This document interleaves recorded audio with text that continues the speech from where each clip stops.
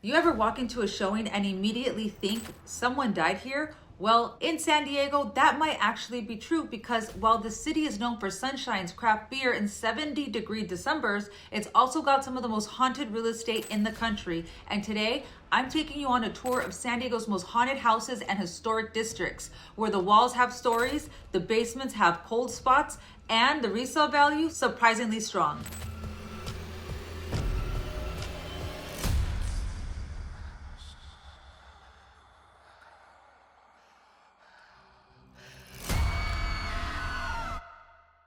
We'll explore creepy history, ghost stories, and actual real estate because as a San Diego broker of 23 years in the game, I can tell you even ghosts care about comps. If this is your first time to the channel and you want to know everything there is to know about living in San Diego, then subscribe and click that bell for notification so that you can be the first to know about the current market here in San Diego, California.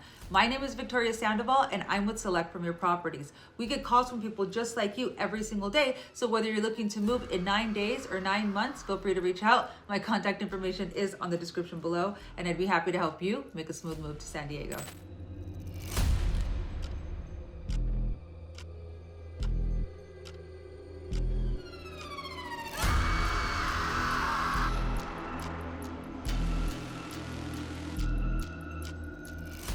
Let's kick things off with the big one, the Whaley House located in Old Town. Built in 1857 by Thomas Whaley, this house has it all. Beautiful Greek Revival architecture, early California history, and a full ghost roster that makes The Conjuring look undercast. So here's the backstory. The Whaley family was prominent in early San Diego society. They built this home not just to live in, but also to serve as a store, courthouse, and theater. They built it over the site of a formal gallows. Bad idea.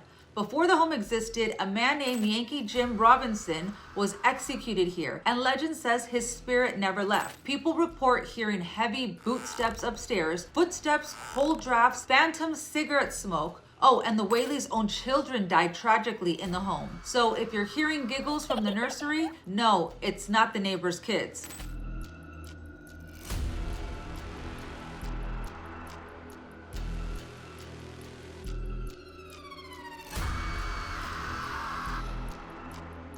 Now, if this property went for sale today, you're looking at roughly 2.5 to 2.8 million based on its size, location, and well, historic significance. It is in the heart of Old Town with a walkability score of 90, great access to restaurants, shopping, and ghost tours, plus no known HOA, unless you count the spirits. If you're loving this blend of haunted history and real estate savviness, hit that like button like you're knocking on a cursed front door. It helps this video reach more people who want the creepy cool side of San Diego. Next step, Gaslamp Quarter.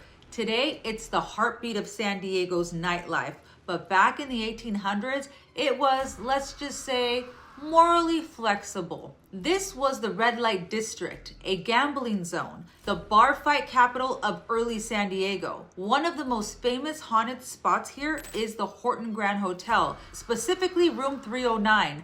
Legend says a gambler named Roger Whitaker was hiding from a debt collector in the wardrobe, got shot, and now hangs around. Guests have reporting freezing temperatures, lights turning on and off, drawers opening on their own. You know, basic ghost hospitality.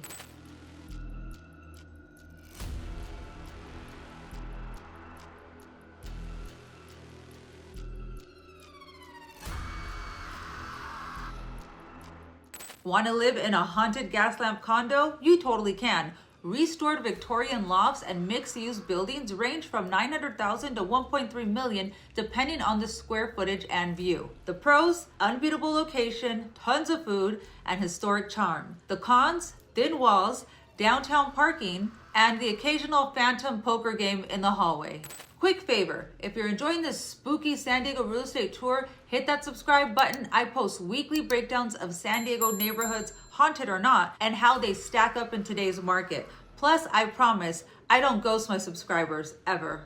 Now this one, straight out of a Gothic novel. Meet Villa Montezuma. In 1887, Victorian mansion built for Jesse Shepherd, a pianist, author, and known spiritualist. The guy claimed he could channel the spirits of the dead composers while he performed. No Spotify here, no YouTube, just him, a piano, and a seance. Today, the villa is a museum, but nearby Sherman Heights is becoming one of the best kept secrets for buyers who love history, character, and skyline views. Homes in this area range from $800,000 to $1.1 million depending on renovations and lot sizes. It's a historic preservation zone, so if you're into original woodwork, stained glass, and the occasional cold draft from beyond, this is your spot. The last stop, El Campo Santo Cemetery, one of the oldest in San Diego. Here's where it gets really wild. The city actually paved over several graves when building the road. So yes, you could be driving your SUV right over someone's eternal resting place. Folks report car troubles, strange energy, even unexplained camera glitches near the site. Real estate wise, this part of Old Town remains strong.